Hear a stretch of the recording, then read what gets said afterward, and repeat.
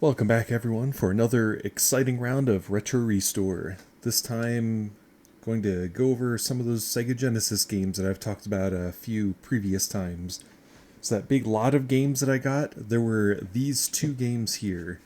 This one I've already gone through and cleaned the pins really well and everything, but it still doesn't work, so I mean that's going to be something that'll have to be troubleshot later. But what I wanted to go over was just how corroded this is and how to get that corrosion cleaned up, because that is disgusting.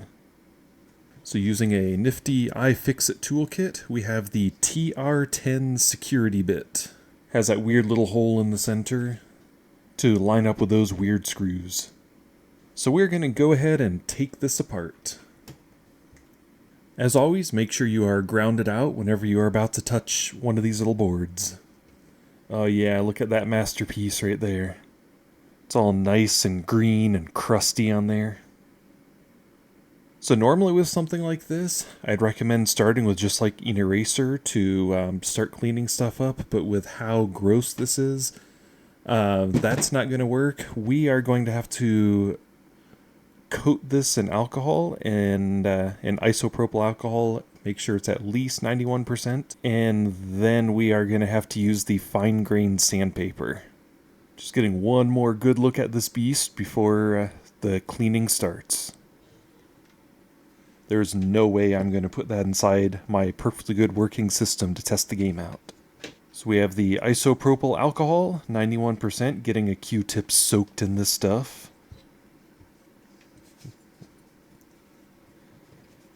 And then just kind of getting the gold fingers all covered with the alcohol. Wow, that looks really nice, doesn't it?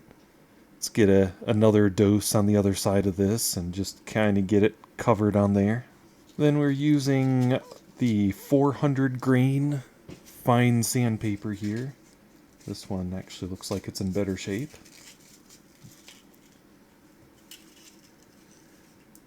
And just going to go in some circular motions around here. And in previous ones, I said to not press that hard. This one, make sure you stay on the gold pins, but you're going to want to kind of press it down a bit.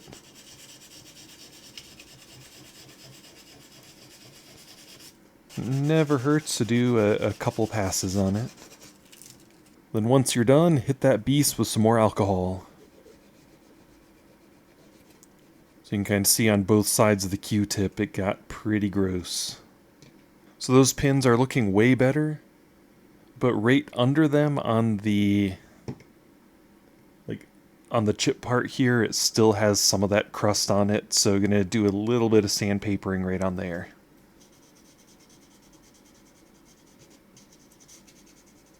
And then after going on there, we'll do one more time over with the Q-tip with alcohol. And then rinse and repeat on the other side. Our first step on here, these pins are actually looking pretty good now. And I do admit if you have other ways of doing the pins, I mean, leave messages with people in the comments. I've always used sandpaper on it and it works, but it can kind of scratch up the little gold fingers on here a little bit. It's just the reason you want to be careful and not go up the gold fingers is you don't want to break any of the leads on there. I don't know if you can see between the resistor and the gold fingers, there's quite a bit of crust on the board, so we're going to use the alcohol to get that cleaned up now. Definitely do not want to use the sandpaper on the actual board. So the next thing we're going to do, we have our capacitor here. We are going to make sure that it's still good, because in this set of games, I actually had to swap out 2 capacitors to get games working. So we have our multimeter here. Just going to set it to, I don't know, 200k ohm sounds good enough. So the negative side of these always has the weird little design that goes down on them. More modern ones, it's like a white part that goes down, but here, like the arrows and stuff, just, yeah, they're on that side.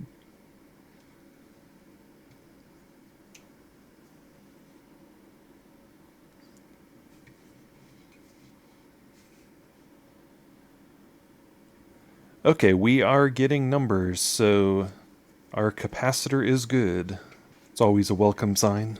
So since the pins are looking pretty good now, the capacitor's in good shape, I think we can go ahead and try this one out and cross our fingers. Before putting it back together though, gonna make sure to get some of these spots inside this case cleaned out because that was pretty gross. Okay, we have our nice clean game already. Time to get a surface cleaned up for getting the Genesis fired up. And we have our Genesis set up. And gonna put this on in there. And let's see what happens.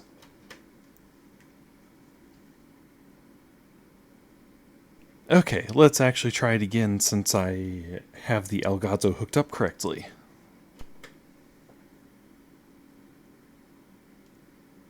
Hey, it looks like we have a game.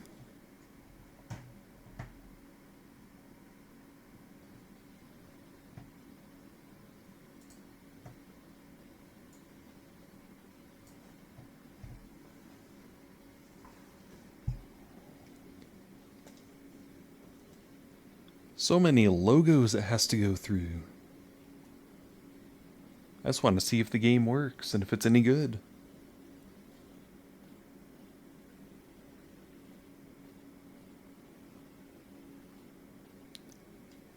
Yeah, no one cares about the story. New York Street. I'm Spider-Man. Let's go.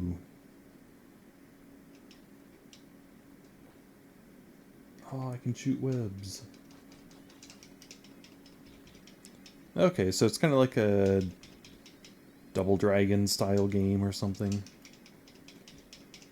So yeah, I think we have a pretty good game here. It's all nice and clean, kind of checked a few other things. It's in pretty good shape now. Oh, I can climb up into the air. So speaking of Spider-Man, yeah, I already unplugged the controller from this, but that Spider-Man game that's the bane of my existence.